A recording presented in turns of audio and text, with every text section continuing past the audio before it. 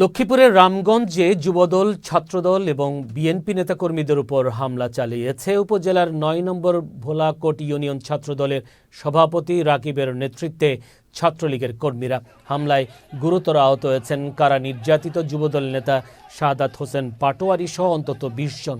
আহতরা অভিযোগ করেন ৫ আগস্টের পরেই ছাত্রলীগ কর্মীদের নিয়ে এলাকায় চাঁদাবাজি শুরু করেছে ছাত্রদল সভাপতি রাকিব। প্রতিবাদ করায় যুবদল, ছাত্রদল এবং বিএনপির কর্মীদের উপর হামলা চালানো হয়। অবিলম্বে রাকিব সহ হামলায় জড়িতদের গ্রেপ্তারের পাশাপাশি ইউনিয়ন ছাত্রদলের সভাপতির পদ থেকে রাকিবকে অব্যাহতি দেওয়ার দাবি জানান তারা। গতকালকে যে ঘটনা ঘটছিল, এই ঘটনার আমাদের ইউনিয়ন ছাত্রদলের সভাপতি রাকিবের নেতৃত্বে ৫ নম্বর ওয়ার্ড ছাত্রলীগের যে ছেলেটা, ওর বাবার নাম জসিম, ছাত্রলীগ করে, জসিমের ছেলে বাবু, ও যে ছাত্রলীগ করছে এই ধরনের সব ধরনের প্রমাণ আমাদের কাছে আছে। ও কিভাবে ছাত্রদলের সভাপতির সাথে যায়, আমগো ছাত্রদলের পোলাপানের সাথে আমাদের উপর হামলা করে।